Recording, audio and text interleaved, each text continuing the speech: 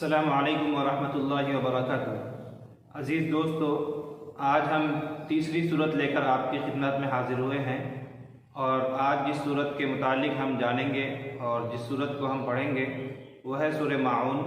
جو قرآن کریم کی 107 نمبر کی صورت ہے اور جس میں کل 7 آیتیں ہیں۔ ماخول سے اس صورت کا تعلق یہ ہے، اس سے پہلے کی جو صورت ہے اس پر اللہ تبارک و تعالیٰ نے قریش پر کیے گئے انعامات کا ذکر کیا ہے۔ اب اس صورت میں قریش کے بعض گمراہ کن اور ہلاک کرنے والی روحانی بیماریوں کو اللہ تبارک و تعالیٰ ذکر کر رہے ہیں۔ تو چلیے سب سے پہلے ہم اس کا ترجمہ دیکھ لیتے ہیں کہ اس صورت کا ترجمہ کیا ہے۔ بسم اللہ الرحمن الرحیم۔ ارأیت الذی یکذب بالدین، کیا تم نے اسے دیکھا جو جزا اور سزا کو جھٹلاتا ہے۔ فذلک الذی یدع الیتیم، وہی تو ہے جو یتیم کو دھکے دیتا ہے۔ ولا یحض علی طعام المسکین، اور مسکین کو کھانا دینے کی ترغیب نہیں دیتا۔ فویل للمصلین،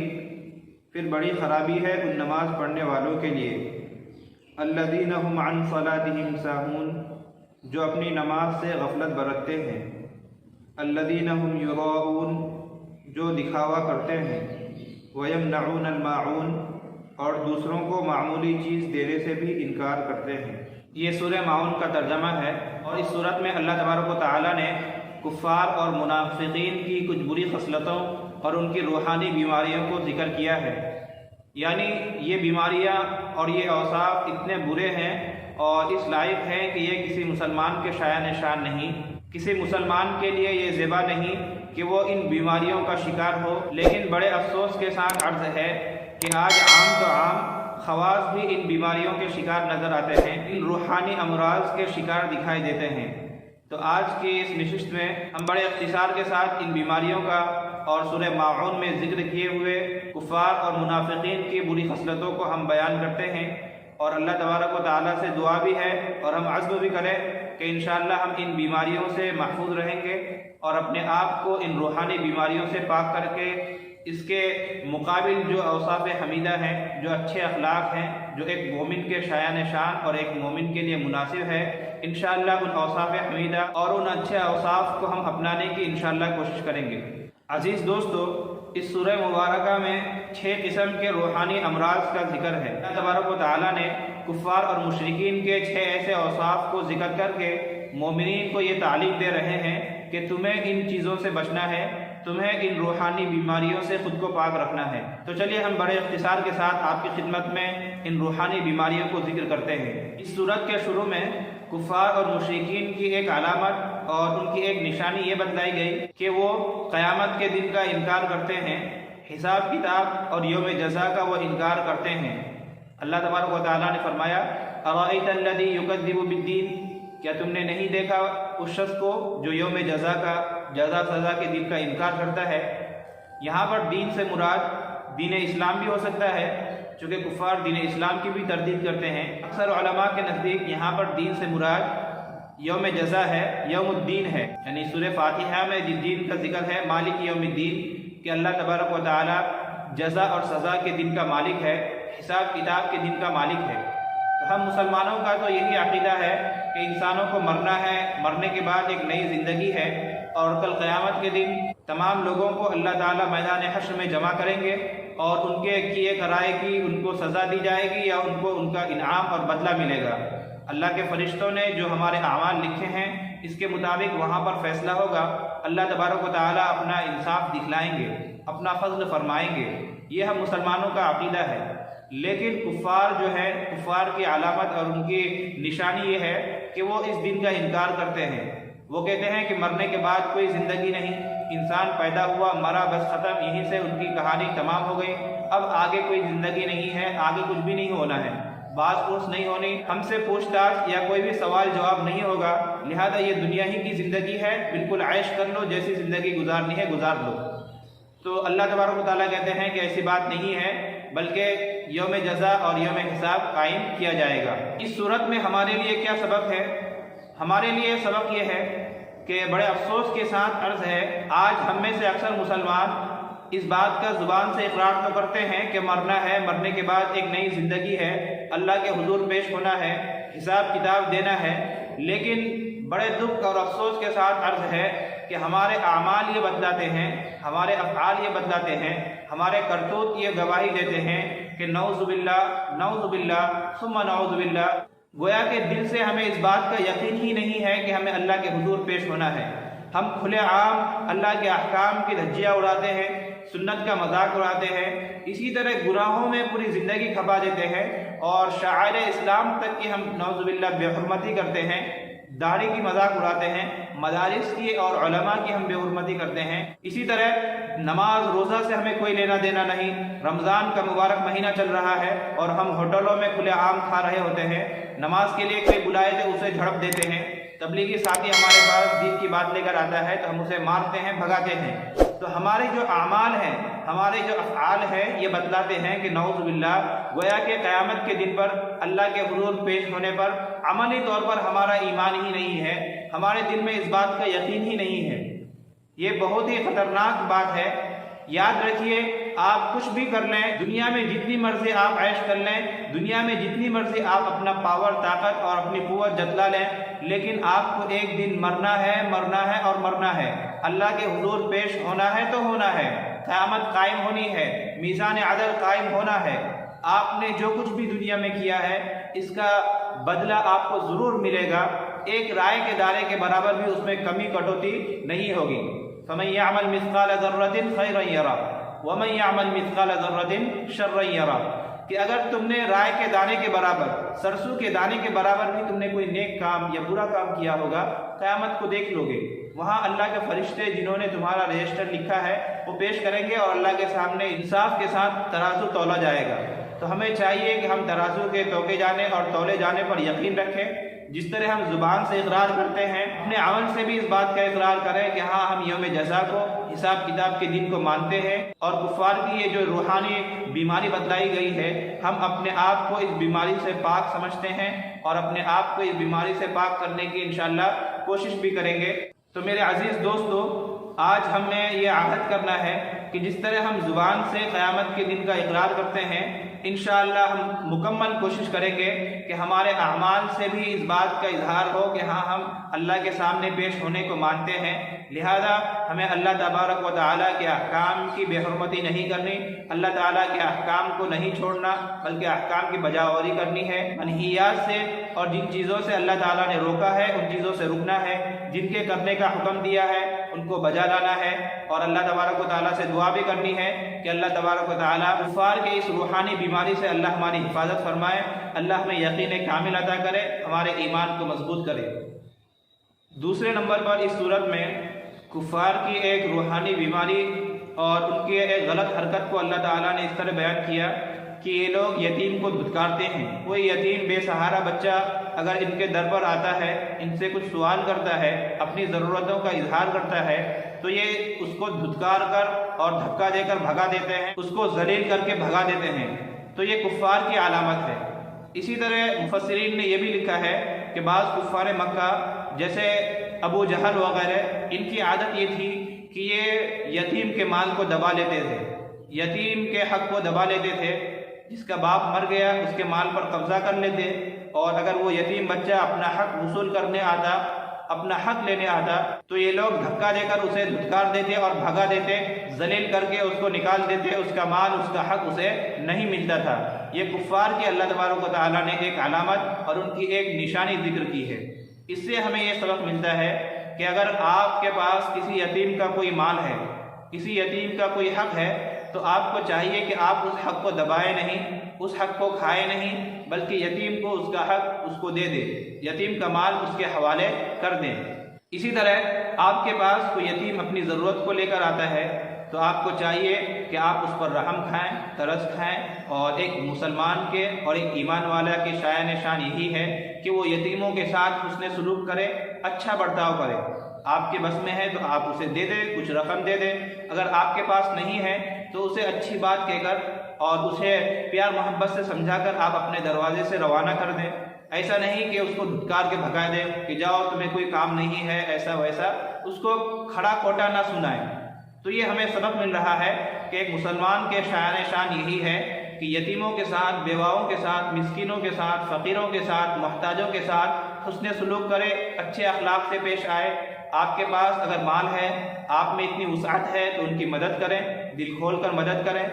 اور اگر آپ کے پاس مال نہیں ہے تو بھلا بات کہہ کر انہیں رخصت کر دیں۔ تو ایک مسلمان کے لیے لازم ہے کہ یتیم کے ساتھ اچھا معاملہ کرے، اور حدیث شریف میں یتیم کے ساتھ حسن سلوک کرنے کی جو فضیلتیں آئی ہیں ان فضیلتوں کو حاصل کرنے کی کوشش کرے۔ ایک حدیث میں ہے کہ کوئی آدمی اگر شفقت کے ساتھ کسی یتیم کے سر پر ہاتھ پھیرتا ہے، اسے لاڈ کرتا ہے، پیار کرتا ہے، تو اللہ تبارک و تعالیٰ اسے اجر یہ دیتے ہیں کہ اس کے ہاتھ کے نیچے جتنے بال آتے ہیں اتنی نیکیاں اس آدمی کو ملتی ہے۔ تو یتیم کے ساتھ حسن سلوک کا بہت ہی بڑا درجہ ہے۔ ہمیں چاہیے کہ ہم یتیموں کے ساتھ اور بے سہارا لوگوں کے ساتھ حسن سلوک کریں، ان کی مدد کریں اور ان کی نصرت کریں، ان کا تعاون کریں۔ اللہ تبارک و تعالیٰ ہمیں یتیموں کے ساتھ اور غریبوں مسکینوں کے ساتھ اچھا معاملہ کرنے کی، نیک برتاؤ کرنے کی توفیق عطا فرماوے۔ اللہ تبارک و تعالیٰ نے اس صورت میں کفار کی ایک تیسری علامت یہ ذکر کی، وَلَا يَحُضُّ عَلَىٰ طَعَامِ الْمِسْكِينِ، کہ یہ لوگ مسکینوں اور محتاجوں کو کھانا دینے کی ترغیب بھی نہیں دیتے، کہ یہ لوگ اس قدر سنگ دل ہیں، اس قدر پتھر دل ہیں کہ خود تو غریبوں کی، مسکینوں کی کوئی مدد نہیں کرتے، لیکن مزید برا یہ ان کی سنگ دلی دیکھیے اور ان کے اندر حیوانیت کا عالم دیکھیے کہ دوسروں کو بھی ترغیب نہیں دیتے۔ چلو بھائی تمہارے پاس نہیں ہے یا تم نہیں دینا چاہتے مت دو، کم از کم دوسروں کو تو دینے دو، دوسروں کو تو ترغیب دو، لیکن یہ لوگ ایسے ہیں کہ خود بھی نہیں دیتے، دوسروں کو ترغیب بھی نہیں دیتے۔ تو میرے بھائیوں، ہمیں چاہیے کہ ہم کفار کی اس روحانی بیماری سے بچیں۔ خدا نہ خواستہ ایسا نہ ہو کہ ہم اس قدر سنگ دل ہو جائیں، اس قدر پیسے کے پجاری ہو جائیں کہ غریب ہمارے سامنے بھوک سے مر رہے ہوں، پریشان حال ہو، ایک غریب دوائی کے لیے ترس رہا ہو، اس کے گھر میں چولہا نہیں جل رہا ہے، لیکن ہم اپنے مال کو لیے بیٹھے ہیں۔ ایسی سنگ دلی انسان کو نہیں دکھلانی چاہیے۔ کوشش کرے انسان کہ خود غریبوں کی مدد کرے۔ اگر آپ میں اتنی ہمت نہیں ہے تو کم از کم دوسروں کو ترغیب دیں۔ آپ کے جو دوست ہیں، آپ کے جو جاننے والے ہیں، آپ کے نظر میں جو اچھے خوشحال لوگ ہیں، مالدار لوگ ہیں، آپ کو چاہیے کہ آپ انہیں ترغیب دیں کہ بھائی فلاں آدمی کو ضرورت ہے، اس کے پاس پیسے نہیں ہیں، اس کی بیوی بیمار ہے، بچے بیمار ہیں، گھر میں کھانا نہیں ہے، تو آپ اسے ترغیب دیں اور فضائل سنائیں، پیسے خرچ کرنے کی، اللہ کے راستے میں دینے کی، اور کسی غریب کی، کسی ضرورت مند کی ضرورت کو پورا کرنے کی فضیلت سنا کر اسے ترغیب دیں۔ کم از کم انسان اتنا تو کر ہی سکتا ہے۔ اور حدیث میں ہے الدال علی الخیر کفاعلہ، اللہ کے نبی فرماتے ہیں کہ اگر کوئی شخص خود تو کوئی نیک کام نہیں کر رہا لیکن دوسرے آدمی کو نیک کام کرنے کی ترغیب دے رہا ہے، اس کو رہنمائی کر رہا ہے کہ بھائی میرے پاس تو پیسے نہیں ہیں، میرے اندر تو اتنی سکت نہیں ہے کہ میں غریبوں کو کھلاؤں، ان کو کپڑے پہناؤں، لیکن ہاں آپ کے پاس ہے، اللہ نے آپ کو دیا ہے، لہذا آپ کو چاہیے کہ فلاں صاحب جو ہمارے محلے میں ہے وہ ضرورت مند ہے، آپ ان کی مدد کیجئے، اللہ تعالیٰ آپ کو اس کا نیک بدلہ دیں گے۔ تو جو آدمی کسی کو ترغیب دیتا ہے، اللہ کے نبی فرماتے ہیں کہ اس نے تو وہ کام نہیں کیا، صرف اس نے ترغیب دی اور دوسرے کو اس بات پر آمادہ کیا، تو اللہ تعالیٰ اس کے بدلے میں اس آدمی کو بھی اس کام کے کرنے کا اجر و ثواب دیں گے۔ یعنی ہمارے کہنے کی وجہ سے ہمارا جو بھائی ہے جو کافی خوشحال ہے، اس نے ایک غریب کی 1000 روپے دے کر مدد کی، ہم نے 1000 روپیہ نہیں دیا، لیکن اللہ کے نبی فرماتے ہیں کہ ہمیں بھی 1000 روپے دینے کا ثواب ملے گا، اس لیے کہ ہم نے خیر کے کام میں اور ثواب کے کام میں ہم نے رہنمائی کی اور اسے ترغیب دلایا اور ایک نیک کام کے کرنے کا ہم ذریعہ بنے ہیں۔ تو اس ذریعہ بننے کی وجہ سے اللہ تعالیٰ اس کام کے کرنے کا ہم کو اجر و ثواب دیں گے۔ تو یہ تو کوئی گھاٹے کا سودا ہے نہیں، ہی اچھا اور فائدے کا کام ہے، مفت میں نیکیاں مل رہی ہیں، تو اس لیے ہمیں چاہیے کہ کوشش کرے انسان کہ پہلے خود بھی غریبوں کی، محتاجوں کی مدد کرے، اگر خود سے نہیں ہو رہا یا ہمارے اندر اتنی وسعت نہیں ہے تو دوسرے لوگوں کو جو خوشحال لوگ ہیں انہیں ترغیب دلائیں اور انہیں آمادہ کریں۔ اللہ تبارک و تعالی ہمیں اس پر عمل کرنے کی توفیق عطا فرماوے۔ اس کے بعد آگے اللہ تبارک و تعالی فوائل للمصلین سے منافقین کے بعض اوصاف کو اور منافقین کے گمراہ کن اور برے افعال کو اللہ تعالیٰ ذکر کرتے ہیں۔ فرماتے ہیں کہ فوائل للمصلین کہ ہلاکت ہے ان نمازیوں کے لیے الذین هم عن صلاتهم ساہون کہ جو اپنی نماز سے غفلت برتتے ہیں۔ یہاں سے منافقین کا اللہ تبارک و تعالیٰ ذکر کرتے ہیں۔ اللہ فرماتے ہیں کہ منافقین کی شان یہ ہے اور ان کی عادت یہ ہے کہ یہ لوگ نماز سے غفلت برتتے ہیں۔ اس کے دو مطلب ہیں، پہلا تو یہ ہے کہ یہ لوگ نماز ہی نہیں پڑھتے، کیونکہ وہ اللہ کو مانتے ہی نہیں تو نماز کیوں پڑھیں گے۔ لیکن اگر کبھی مجبور ہو گئے، اے اللہ کے نبی، اگر وہ آپ کے مجلس میں آ گئے، جیسا کہ منافقین اپنے نفاق کو اور اپنے کفر کو چھپانے کے لیے مسلمانوں کی مجلسوں میں اور نبی صلی اللہ علیہ وسلم کی خدمت میں برابر آیا کرتے تھے، اس زمانے کے منافقین بھی نماز چھوڑنے سے ڈرا کرتے تھے، تو وہ لوگ آتے تھے، تو مجبوراً جب آ گئے تو اب بھاگ تو سکتے نہیں، اگر بھاگیں گے تو کفر ظاہر ہو جائے گا، پکڑے جائیں گے، گرفت ہوگی، تو وہ یہ کرتے تھے کہ چلو مسلمانوں کے ساتھ وہ بھی صف میں کھڑے ہو جاتے تھے، لیکن صرف دکھلاوے کے لیے اور کھانا پوری کرنے کے لیے اور صرف حاضری لگانے کے لیے، ایک دم سستی کے ساتھ۔ تو منافقین کی علامت یہ ہے کہ وہ تو پہلی بات نماز پڑھتے ہی نہیں، اور اگر پڑھتے ہیں تو سستی کرتے ہیں، اس کے ارکان کو ٹھیک اور درست ادا نہیں کرتے۔ اس سے ہمیں یہ سبق مل رہا ہے، مسلمانوں کو چاہیے کہ نماز کا خاص اہتمام کرے۔ دن رات میں اللہ تبارک و تعالیٰ نے جو 5 نمازیں ہم پر فرض کی ہیں، کم از کم ان نمازوں کا خاص اہتمام کرے، سفر میں، حضر میں، کسی بھی حالت میں اسے نہ چھوڑے۔ اگر کبھی چھوٹ جائے تو جب بھی موقع ملے فوراً اس کی قضا کرے۔ نماز کی بہت ہی زیادہ اہم ہے۔ اللہ کے نبی نے ایمان اور کفر کے درمیان تمیز کرنے والی چیز نماز کو ہی قرار دیا ہے۔ مسلمانوں کے لیے سب سے زیادہ ضروری ہے کلمہ کے بعد کہ نماز کا اہتمام کرے، 5 وقت اللہ کے حضور اپنے پیشانی کو، اپنے ماتھے کو ٹیکے۔ تو ہمیں چاہیے کہ منافقانہ اس حرکت سے ہم باز آ جائیں اور نماز کا خاص اہتمام کریں، اپنے نمازوں کو نہ بھولیں، نمازوں کو نہ چھوڑیں، نماز میں سستی نہ کریں۔ اسی طرح نماز کے جو ارکان ہیں، ان ارکانوں کی ہم درستگی کریں اور اسے صحیح طور پر ادا کرنے کی ہم کوشش کریں۔ منافقوں کی طرح جلدی جلدی اور کھانا پوری کرنے کے لیے ہماری نماز نہ ہو، بلکہ پورے خلوص کے ساتھ، خشوع اور خضوع کے ساتھ اللہ کا استحضار کر کے گویا کہ ہم اپنے رب کے سامنے اپنے رب سے ملاقات کو جا رہے ہیں، اس نیت کے ساتھ، اس جذبے کے ساتھ اور اس عزم کے ساتھ ہم نماز پڑھیں۔ اللہ تبارک و تعالی ہمیں بھی اور آپ کو بھی اس منافقانہ حرکت سے بچائے اور پکا سچا مسلمان اور ایک نمازی بنائے، آمین یا رب العالمین۔ اس کے بعد آگے اللہ تبارک و تعالی نے منافقین کی دوسری خصلت ذکر کی، الذین ھم یراؤن، کہ یہ لوگ جو ہیں جو بھی کام کرتے ہیں یہ دکھلاوے کے لیے کرتے ہیں، ان میں ایمان تو ہے نہیں، یہ محض لوگوں کو دکھلانے کے لیے یہ عمل کرتے ہیں۔ تو اس سے ہمیں یہ سبق ملتا ہے کہ انسان ریاکاری سے اور دکھلاوے سے اپنے آپ کو بچائے۔ ریاکاری یہ بہت ہی مہلک بیماری ہے اور اسے شرک خفی بھی کہا گیا ہے۔ گویا کہ جو آدمی ریاکاری کرتا ہے وہ نعوذ باللہ اللہ تبارک و تعالیٰ کی صفات میں وہ شریک ٹھہراتا ہے۔ عبادتیں جو کی جاتی ہیں یہ محض اللہ کے لیے، لیکن جو آدمی ریاکاری کرتا ہے، اللہ کے علاوہ کسی اور کو بھی دکھلاتا ہے، کسی اور کو بھی سنانے کے لیے، کسی اور کو دکھلانے کے لیے وہ عمل کرتا ہے، گویا کہ یہ آدمی ایسا ہی ہے کہ وہ اپنے اللہ پر، اپنے خالق پر، مخلوق کو ترجیح دے رہا ہے۔ عبادتوں کا حق تو یہ تھا کہ اسے صرف اللہ کے لیے کیا جاتا، لیکن یہ آدمی یہ کر رہا ہے کہ اللہ کے ساتھ اللہ کے جو بندے ہیں انہیں دکھلا رہا ہے، گویا کہ ان لوگوں کو یہ اللہ پر ترجیح دے رہا ہے۔ کتنی بری بات ہے، اللہ کی شان میں گویا کہ یہ شرک کر رہا ہے۔ تو یہ جو ریاکاری ہے، دکھلاوا ہے، یہ شرک خفی ہے۔ ہم مسلمانوں کو چاہیے کہ اس روحانی بیماری سے ہم بچے رہیں اور اللہ تبارک و تعالیٰ سے دعا کرتے رہیں کہ ہمارا جو بھی عمل رہے، چاہے چھوٹا سے چھوٹا عمل ہو یا بڑا سے بڑا عمل ہو، وہ محض اللہ ہی کے لیے ہو، اللہ کے علاوہ کسی اور کے لیے نہ ہو۔ انسان چھوٹا بھی عمل کرے، اللہ کے راستے میں ایک مٹھی چاول دے اور پورے خلوص کے ساتھ، اخلاص کے ساتھ دے،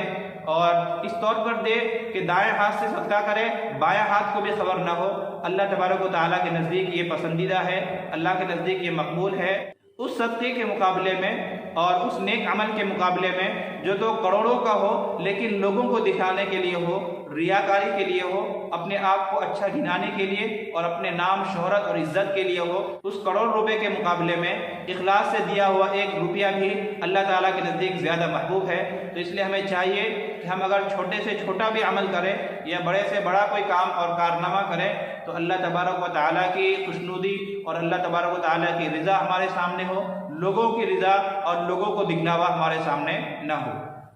دیکھیے میرے بھائیوں، آدمی ریاکاری اس لیے کرتا ہے تاکہ لوگوں کے دلوں میں یہ بڑا مانا جائے، لوگوں کے دلوں میں اس کی محبت رچ بس جائے، لیکن ایسا نہیں ہوتا۔ دلوں کے پھیرنے والے تو اللہ ہی ہیں، اللہ کے کہنے سے ہی لوگوں کے دلوں میں محبت ڈالی جاتی ہے، اگر اللہ نہ چاہے تو کچھ بھی نہیں ہوتا۔ لہذا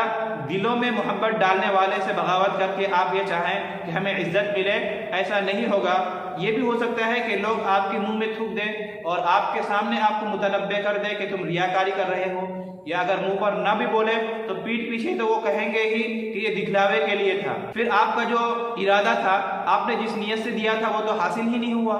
تو اس لیے عقل مندی اسی میں ہے کہ محض اللہ کے لیے انسان خرچ کرے، اللہ کے لیے نیک عمل کرے، اور اللہ تبارک و تعالیٰ ہی عزت دینے والے ہیں، وہی شہرت دینے والے ہیں، اور اسی کے کہنے سے لوگوں کے قلوب پھرتے ہیں۔ تو اللہ تبارک و تعالیٰ ہی کے لیے انسان کام کرے، آپ کے مقدر میں ہوگا، آپ کو عزت مل کر رہے گی۔ اس لیے انسان کو چاہیے کہ وہ دکھلاوا نہ کرے، اللہ کے ساتھ کسی کو شریک نہ کرے، اور اس شرک خفی کا بھی وہ ارتکاب نہ کرے، جو بھی کام کرے پورے خلوص اور اخلاص کے ساتھ کرے۔ اس کے بعد آخر میں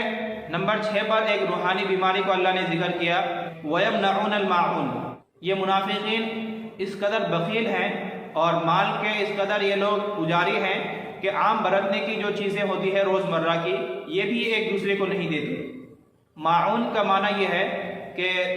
گھر میں جو عام برتنے کی چیز ہوتی ہے، نمک ہے، پانی ہے، اسی طرح کی چھوٹی موٹی چیزیں جو انسان عاریت کے طور پر ایک دوسرے کو استعمال کے لیے دیتا ہے، وہ اگر کوئی آدمی آپ سے مانگ لیتا ہے تو انسان یہ بالکل دے دیتا ہے خوشی سے، لیکن یہ منافقین اس قدر بخیل ہیں کہ یہ عام برتنے کی چیزیں بھی نہیں دیتے۔ معاون کا ایک ترجمہ حضرت علی رضی اللہ تعالیٰ عنہ سے یہ بھی منقول ہے کہ معاون کا معنی ہے زکوٰۃ، یعنی یہ منافقین زکوٰۃ نہیں دیتے، مال کا جو حق ہے جو اللہ تعالیٰ نے مقرر کیا ہے اس حق کو یہ لوگ ادا نہیں کرتے۔ تو اس سے ہم مسلمانوں کو یہ سبق ملتا ہے کہ ہمیں اپنے اموال کی زکوٰۃ نکالنی چاہیے، اور مال کا جو سالانہ حق ہے اس مال کے سالانہ حق کو پورا ادا کرنا چاہیے۔ زکوٰۃ دینے سے مال کم نہیں ہوتا بلکہ مال میں بڑھوتری ہوتی ہے، زکوٰۃ دینے سے ہمارا مال پاک ہو جاتا ہے، اس میں برکت ہوتی ہے۔ اس لیے ہمت کرے انسان اور اللہ تبارک و تعالیٰ کا یہ جو عظیم فریضہ ہے اس کو انسان پورا کرنے کی کوشش کرے۔ تو یہاں پر معاون کا ایک ترجمہ زکوٰۃ ہے اور دوسرا ترجمہ عام برتنے کی چیزیں ہیں۔ تو یہ کہا گیا کہ منافقین اس قدر بخیل ہیں کہ یہ عام برتنے کی چیزیں بھی نہیں دیتے۔ اس سے ہمیں یہ سبق ملتا ہے کہ انسان کو چاہیے کہ وہ بخل نہ کرے۔ بخل کس کو کہتے ہیں؟ بخل کہتے ہیں کہ ضرورت ہونے کے باوجود، قدرت ہونے کے باوجود انسان اپنے آپ پر خرچ نہ کرے، یعنی آپ کے پاس پیسہ ہے، آپ کی وسعت میں ہے، اور آپ کو کپڑے کی ضرورت بھی ہے، کھانے کی ضرورت بھی ہے، گاڑی کی ضرورت بھی ہے، گھر مکان کی ضرورت بھی ہے، لیکن پھر بھی آپ گھر نہیں بنا رہے ہیں کہ گھر بناؤں گا تو میرے پیسے ختم ہو جائیں گے، 10 لاکھ کا گھر بنے گا، میرا 10 لاکھ اکاؤنٹ سے چلا جائے گا، اگر عید میں کپڑے سیوں گا تو میرے 500 یا 2000 روپے چلے جائیں گے، گاڑی لوں گا 10,000 روپے 50,000 روپے میرے اکاؤنٹ سے کمی ہو جائے گی، کٹوتی ہو جائے گی۔ ضرورت ہے گاڑی لینے کی، ضرورت ہے گھر کی، ضرورت ہے کپڑے کی، لیکن پھر بھی خرچ نہ کرے، قدرت ہونے کے باوجود خرچ نہ کرے، تو اس کو کہتے ہیں بخل۔ ایسے آدمی کو بخیل کہتے ہیں۔ ہاں کبھی ایسا ہوتا ہے کہ انسان کے پاس ہے ہی نہیں، اگر آپ کے پاس ہے ہی نہیں تو آپ کہاں سے خریدیں گے؟ یا انسان کے پاس قدرت تو ہے لیکن ضرورت نہیں ہے، آپ کے پاس ماشاءاللہ پہلے سے گھر ہے، کپڑا ہے، گاڑی بنگلہ ہر کچھ ہے، تو آپ کو ضرورت نہیں ہے۔ تو اب اگر آپ خرچ نہیں کر رہے ہیں، نیا گھر نہیں بنا رہے ہیں، تو اس کو بخیل نہیں کہیں گے۔ بخیل کہتے ہیں کہ ضرورت ہونے کے باوجود بھی جو انسان خرچ نہ کرے، اور یہ بخل جو ہے سب سے بڑی بیماری ہے۔ اللہ کے نبی صلی اللہ علیہ وسلم نے ایک حدیث شریف میں فرمایا، ایُّ داء ادویٰ من البخل، کہ بخل سے بڑھ کر، بخیلی سے بڑھ کر کون سی بیماری ہوگی؟ یعنی روحانی بیماریوں میں بخل جو ہے، بخیلی، یہ سب سے بڑی بیماری ہے، اور یہود جو ہلاک ہوئے ہیں، برباد ہوئے ہیں، وہ اسی بیماری کی وجہ سے، مال کی محبت اور بخل کی وجہ سے وہ لوگ ہلاک ہوئے ہیں۔ تو مسلمانوں کو چاہیے کہ ان لوگوں سے عبرت لیں اور بخل نہ کریں، اس منافقانہ فعل سے اپنے آپ کو دور رکھیں، بخل سے اپنے آپ کو بچائیں، اور اپنے اندر فیاضی پیدا کرنے کی کوشش کریں، مال کی محبت کو اپنے دل میں جمنے نہ دیں۔ تو میرے دوستو، یہ 6 باتیں تھیں اور 6 روحانی امراض تھے، جن میں سے 3 کفار کے اور 3 مشرکین کے بیان کیے گئے، اور اللہ تعالیٰ نے کفار اور مشرکین کے اوصاف کو ذکر کر کے یہ تعلیم دیا کہ یہ جو اوصاف ہیں یہ ایسے ہیں کہ ایک مسلمان کے شایان شان نہیں، یہ کسی کافر کے ہی لائق ہے، یا کوئی منافق ہی ان چیزوں میں مبتلا ہو سکتا ہے۔ ایک مسلمان ان بیماریوں میں مبتلا نہیں ہو سکتا۔ مسلمان کی شان تو یہ ہے کہ وہ قیامت کے دن کو بھی مانتے ہیں، اپنے اعمال سے بھی ظاہر کرتے ہیں، اسی طرح وہ یتیم کے ساتھ حسن سلوک بھی کرتے ہیں، محتاجوں کو، غریبوں کو پورا اس کا حق دیتے ہیں اور ان کی مدد کرتے ہیں، دوسروں کو بھی ترغیب دیتے ہیں۔ اور اسی کے ساتھ مسلمان کی شان یہ ہے کہ وہ نماز بھی پڑھتے ہیں، پورے اطمینان اور خوش و خضوع کے ساتھ پڑھتے ہیں، ریاکاری نہیں کرتے، اور اسی طرح وہ بخل بھی نہیں کرتے، زکوٰۃ بھی نکالتے ہیں، مال کا پورا حق ادا کرتے ہیں۔ تو یہ 6 چیزیں اس صورت سے ہمیں مل رہی ہے کہ انسان ان 6 چیزوں سے اپنے آپ کو بچائے۔ ان 6 بیماریوں کے اپوزٹ اور اس کے ضد میں جو اوصاف ہیں کہ انسان قیامت کو مانے، نماز پڑھے، بخل سے خود کو بچائے، ان اوصاف کو ہمارے اندر لانے کی کوشش کرنی ہے اور ان 6 بیماریوں سے اپنے آپ کو بچانے کی کوشش کرنی ہے۔ اللہ تبارک و تعالیٰ سے دعا بھی کرنا ہے کہ اللہ تبارک و تعالیٰ ہمیں ان بیماریوں سے محفوظ رکھے اور نبی کے، صحابہ کے اور قرآن کے جو اوصاف ہیں اور نبی کے جو اخلاق ہیں، نبی کی جو سنتیں ہیں، نبی کے جو طریقے ہیں، اس پر زندگی گزارنے کے اللہ تبارک و تعالیٰ ہمیں توفیق عطا فرمائے۔ یہاں پر 2 فائدے ذکر کر کے آج کی مجلس کو ہم ختم کرتے ہیں۔ پہلا تو یہ کہ اس میں کہا گیا کہ منافقین یہ نماز پڑھتے ہیں کبھی کبھی اور کبھی نہیں پڑھتے، یا پڑھتے تو ہیں لیکن سستی سے پڑھتے ہیں۔ اور زکوٰۃ کے متعلق یہ کہا کہ منافقین زکوٰۃ دیتے ہی نہیں، عام برتنے کی چیز دیتے ہی نہیں۔ تو نماز کے پڑھنے کو ثابت کیا اور زکوٰۃ کے نہ دینے کو۔ تو اس کی وجہ یہ ہے کہ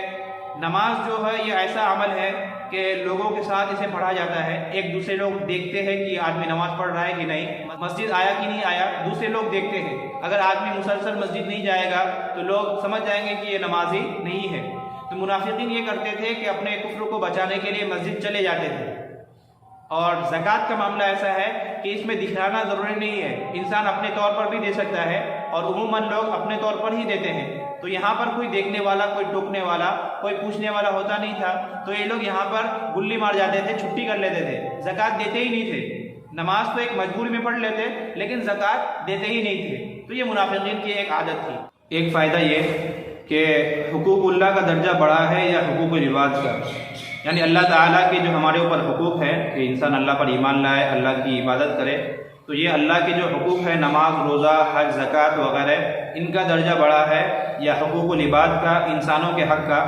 آپ کے اوپر کسی کے پیسے ہیں، کسی کا آپ پر کوئی حق ہے، آپ نے کسی سے پیسے لیے ہیں اور آپ نے کسی کو تکلیف پہنچائی ہے، تو یہ جو انسانوں کے جو حقوق ہیں، انسانوں کے ایک دوسرے کے ساتھ جو تعلقات اور حقوق ہیں، ان کا درجہ بڑا ہے۔ بڑا کون سا درجہ ہے؟ اور اس صورت میں